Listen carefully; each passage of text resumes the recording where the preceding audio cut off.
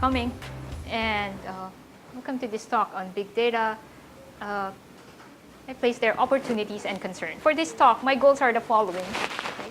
So because the topic of big data is huge, I'm just going to try to give you a bit of context to begin with.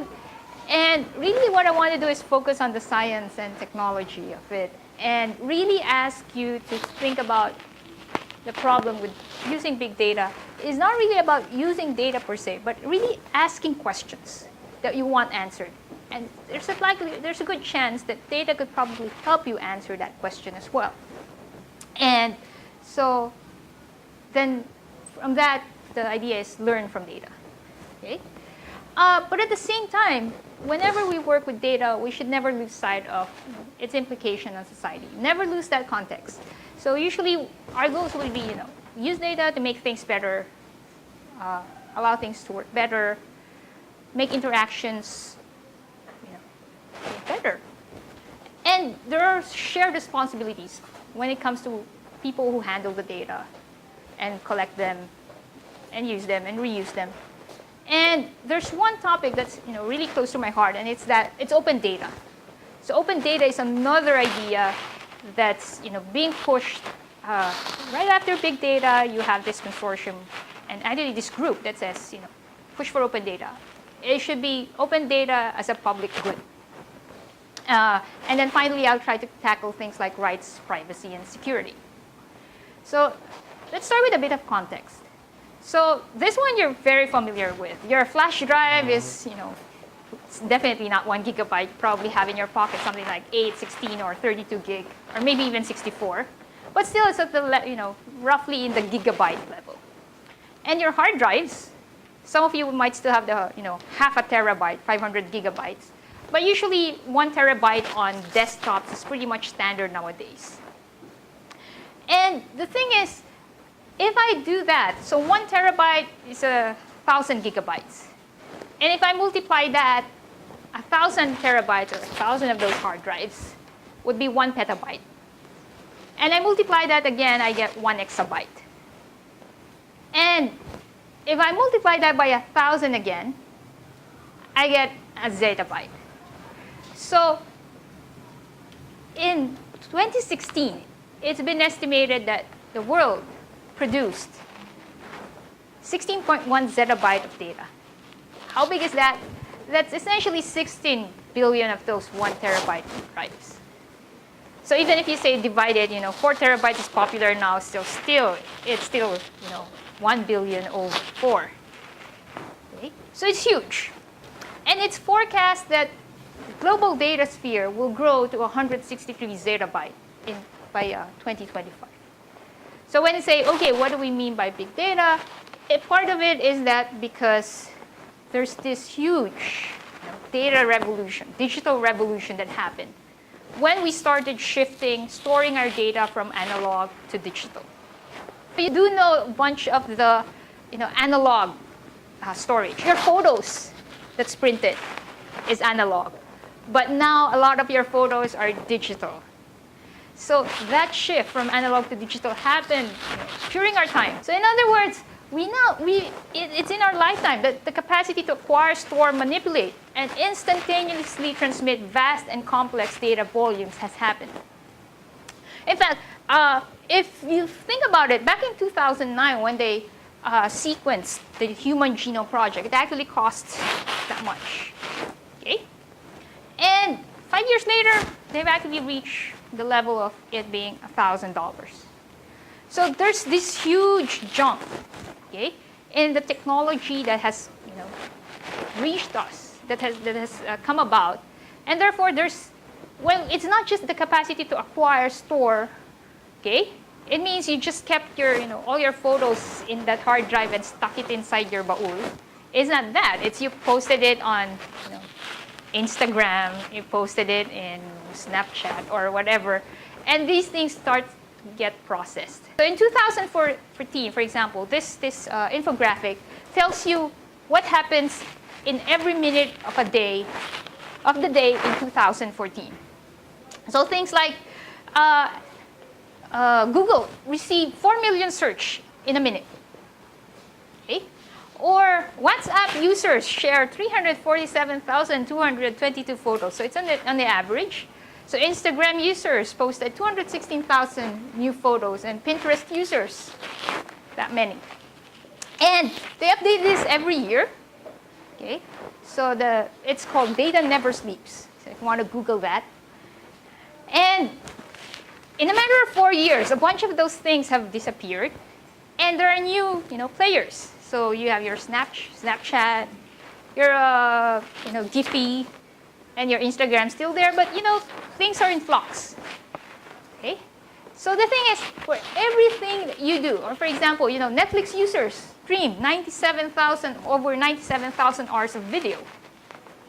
So for everything that you've done online, for everything that's you search, you click, you send, you stored, there's data that has been stored.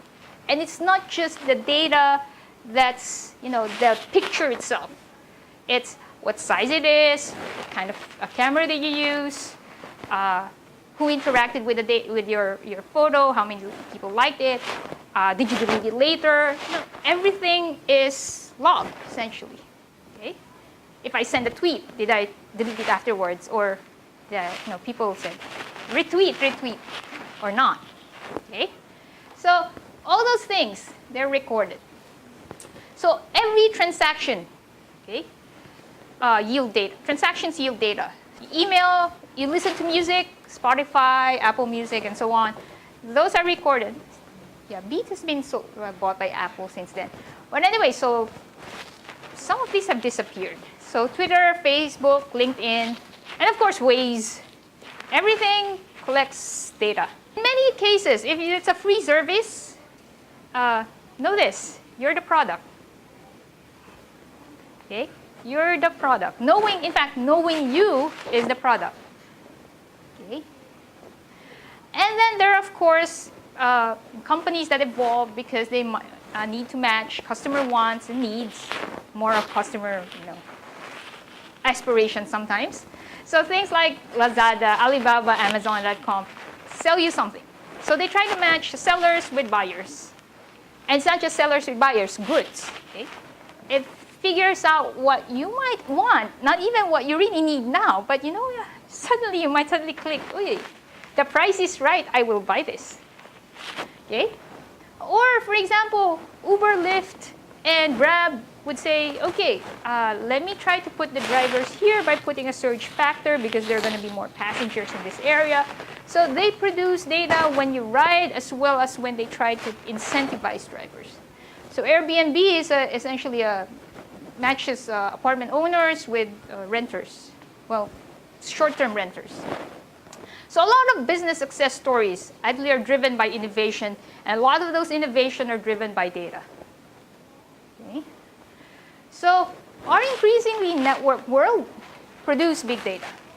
So people say, what are they say the 3 V's or the 4 V's of big data. Please don't try to memorize this, there's no exam. But the V's are essentially the following. So the idea is, the first V is volume, scale of the data, how huge it is. Okay? And then you have velocity. That is, you need to be able to analyze such streaming data. So for example, the stock exchange generates this much data. Online shopping generates this much data. And you need to process them in real time, most of the time. Sometimes you don't, but then if you don't process it in real time, people have logged out, and the opportunity to sell is gone. So you do want that velocity. You want to be able to process your data quickly. And then there's variety. Okay? So variety means data is not simply things like, a transaction log that says yes, no. It could be data from your wearable sensor, from your watch. It could be data from the photos that you took. It could be data in the form of where you went. So, or it could be data on, videos. Okay? Videos you watch, videos you've shared, and so, or content. So Facebook is, one of the prime movers of moving content. And then this veracity is about uncertainty of data. And lately you probably don't hear about veracity anymore. So it has something to do with uncertainty of data. And in some survey way back, they were saying, many business decision makers don't trust the data that they have to make the decision. And so there's this drive to actually get better data. Okay? And that's part of this big data stuff. So you get data, you get more data. And actually nowadays, if you sometimes look for job descriptions, you would say, we're looking for data scientists. So you see that online. You go to LinkedIn or Caliber, you would sometimes see, wanted data scientist. And what's this? What's this new title? And it's actually partly a rehash of old titles, except that you have this group of people really working together in teams now. And they do different functions. And sometimes the functions overlap and they move around. But essentially, you would sometimes hear people are doing analytics. So what do? So they define, monitor metrics, and create data narratives, and they build tools. Okay? So the idea is they're driving changes in the business as a result of their recommendations. And then you have this folks doing algorithms. So I like to think that that's where I would fall in. So what we do is build and interpret algorithms that power data products. So you get people doing machine learning would fall into that. And so the idea is you create business value by infusing data in products and processes. Okay? And then finally, you have your people doing inference. So a lot of statisticians fall into this category. So yeah, you try to establish relationships with statistics. And the idea is you use statistics to improve decision making and measuring the impact of the work. Okay? So sometimes you say, what's the new keyword nowadays? And I do engage in that. And one of the sites I like going to that is, of course, one of the sites that really collect data, which is Google. So Google has this site, and if you Google it, it's trends.google.com. It used to be Google Zeitgeist, but it's hard to pronounce, so it's now Trends. It's Google Trends. So if I say, okay, let me think of keywords that has occurred in the past blank years. And you say, let's start with AI, artificial intelligence. So AI is an old keyword, okay? So it has been there for, even if I go way back, it's going to be there. And it's, had a resurgence lately. And then, of course, there's cloud computing that's been popularized by Amazon, and lately has been, there's also Microsoft with its Azure and all that, doing that. But cloud computing as a keyword has, reached its peak around 2011, 2012. Okay? And the next is big data. So big data started its surge just around the time when people were saying, we have a lot of computing power in the cloud. And let's use it to process data. You no longer need to get your own data center. Or you no longer have to, a huge server farm to process data if you're going to process it, in one shot. And you can just rent time in your cloud. And so you get big data coming up here. And then after big data, you get another keyword, you get data analytics. Okay? So you see, they come up one after the other. The rise is coming up there. And then you get data science. So after data analytics, okay, let's extend it to more people, data science. And actually with data science, there's also data engineering. I try not to make, to differentiate them. And lately, there's been a lot of work on deep learning. Okay, so a lot of deep learning has been powered by your GPU, your graphics card, essentially your high-end graphics card. So you get this evolution of keywords when you say, what are the keywords associated with data? And there's going to be more in the coming years. Don't worry about that. There's going to be more buzzwords. You need to ask for money. You go to your boss and say, we're going to do big data. Or I'm going to do deep learning. Okay, you probably get more funding. Okay? So recency of your keyword is useful. So now let me talk a bit more about working with data. So many of you will say, I want to visualize my data. The default thing you're going to do is open Excel. Okay? You can do that. But I want to introduce to you another software. It's called Tableau. Tableau empowers everyone to see and understand their data. It's business intelligence for your entire organization. Explore and analyze data in seconds. Just drag and drop to discover trends and outliers. Connect to the data you care about, whether it's a spreadsheet, database, or big data. Access data warehouses or cloud data. Tableau Prep helps you quickly and confidently transform and shape your data for analysis. When you work with data, always remember this. It's not about the data itself. It's about telling a story. So for example, in this, it's not too recent now. It's actually a bit old. This came out in around 2008. And it's from the New York Times. It's called The Ebb and Flow of Movies. And it looked at box office receipts. So this is a way to visualize the data wherein what they showed here is that the height shows the weekly revenue, box office revenue of the film. And the width essentially is time. This axis runs with time. The axis going up or down shows revenue, how much it earned. So essentially what this tells you then is the longer it's there, it's showing longer. It tells you about the longevity of the movie and also how much it earned. So this is one of those things that, it's really nice to look at and kind of tells a story. When we talk about visualization, we also have to realize that visualizing big data is a balancing act.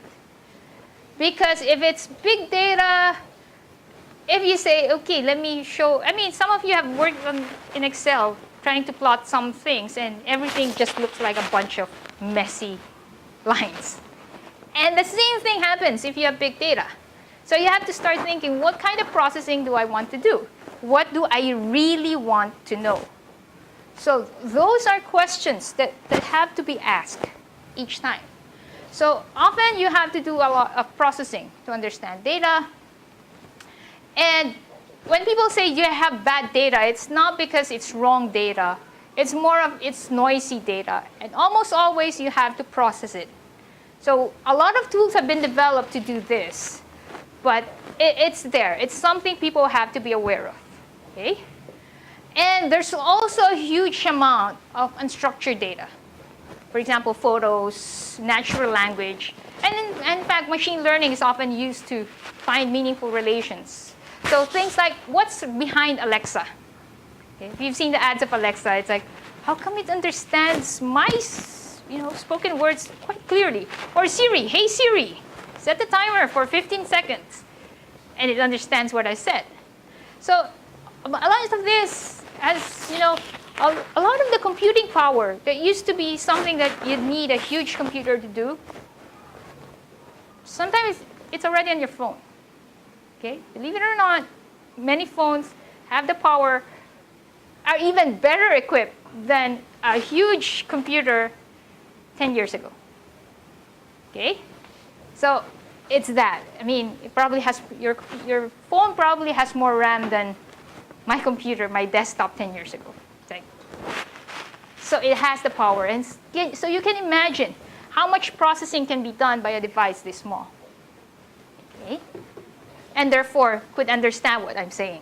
So, hey Siri. So the thing just to keep in mind, the reason I placed this slide is that cleaning bad data is important, but it's often a very time-consuming process.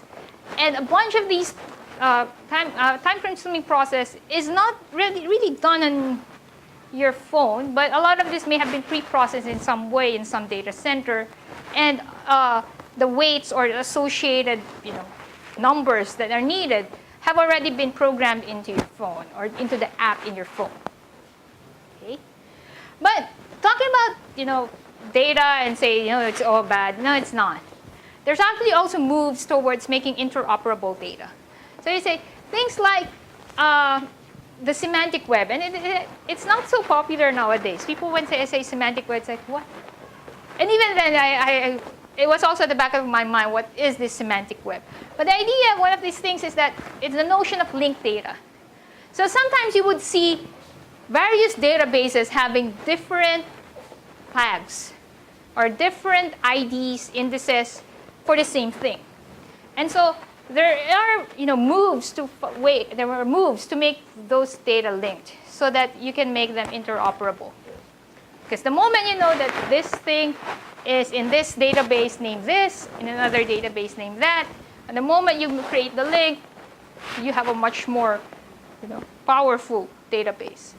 So let me talk about, I more or less try to get you to interested in programming. And I hope I'm going to be successful before the day ends. But now let me talk about data in society. Okay? So there are a bunch of open data initiatives. So it's largely driven by government being the funding agency. Okay? The government produces the data, it would have the mandate to also open the data. Okay?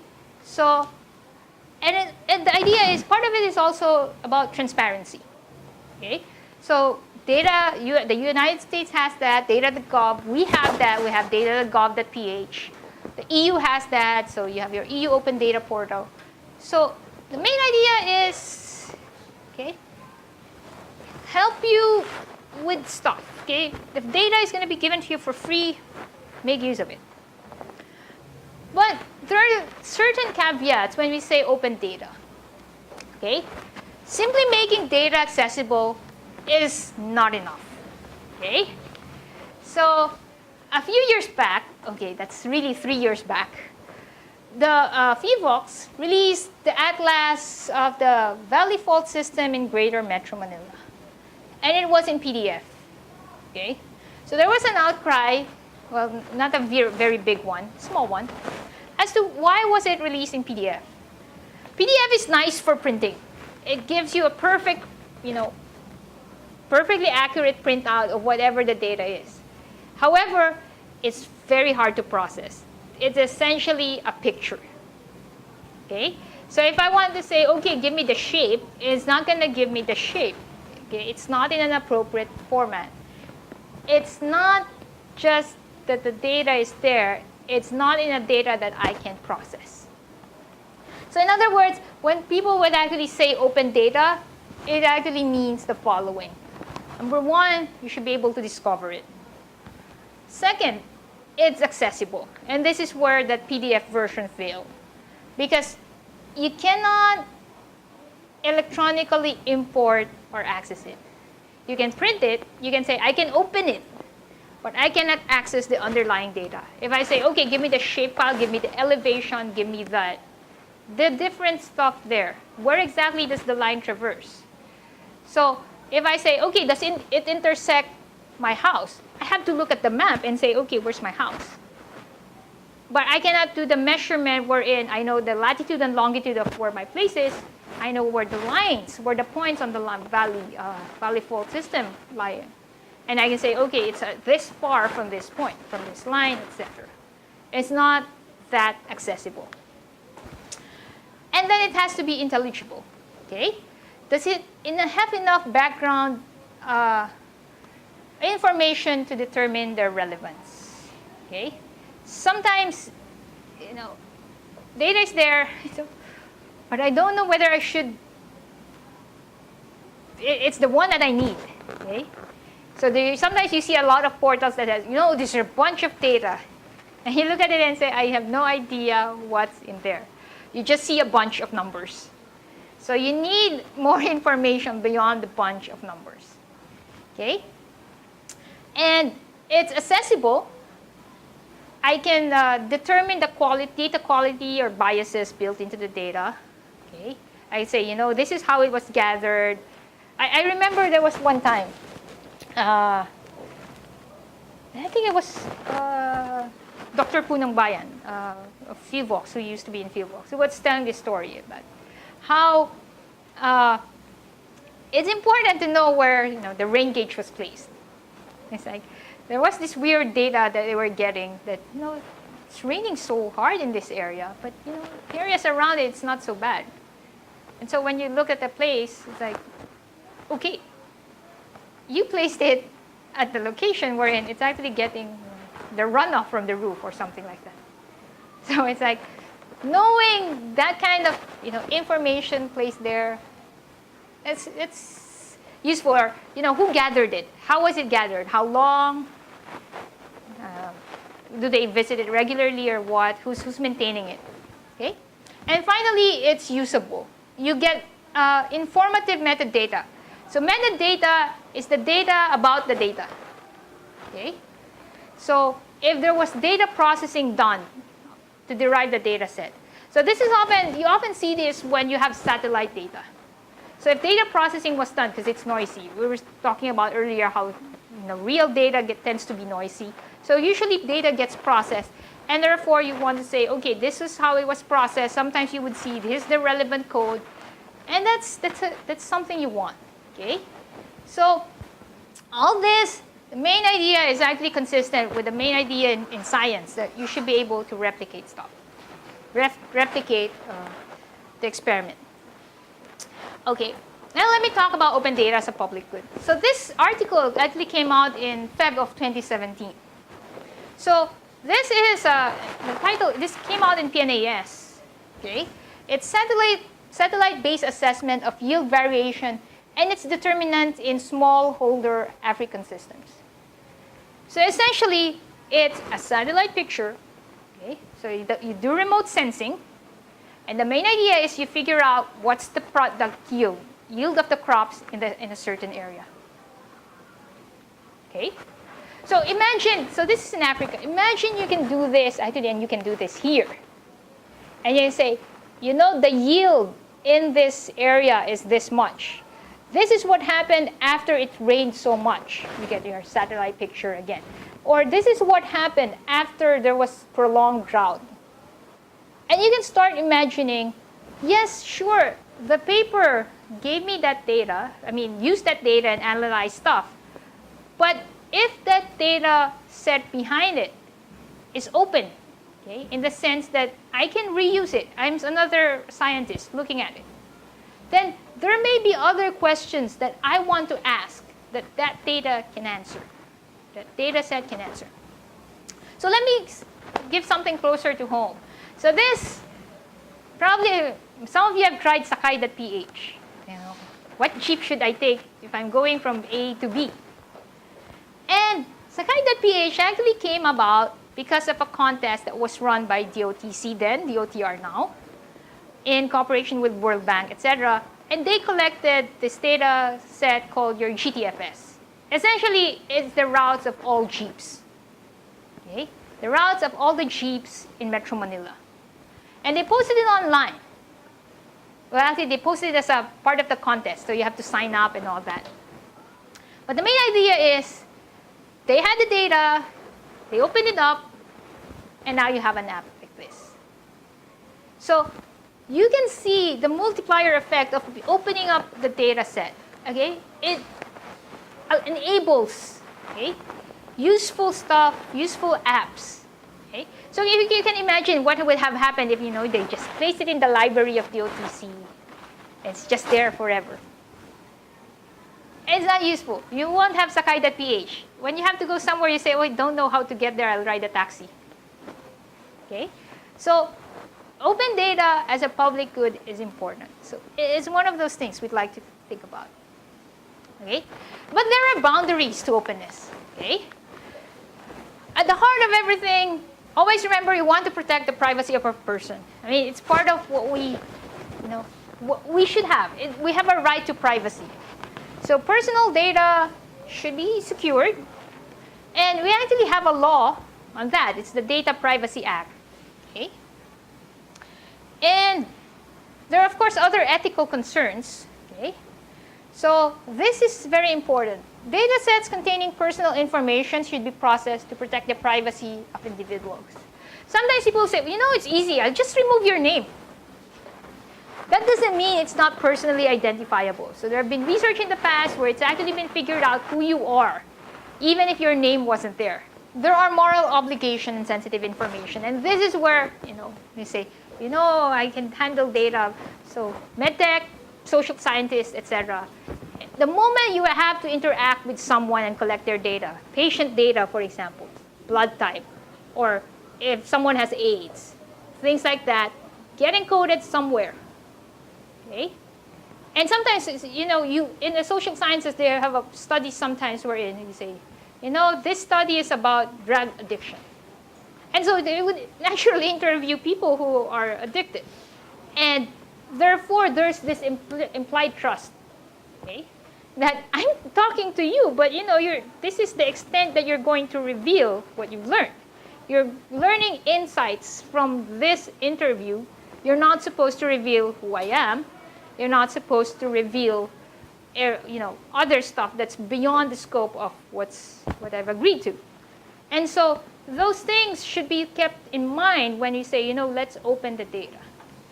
Okay?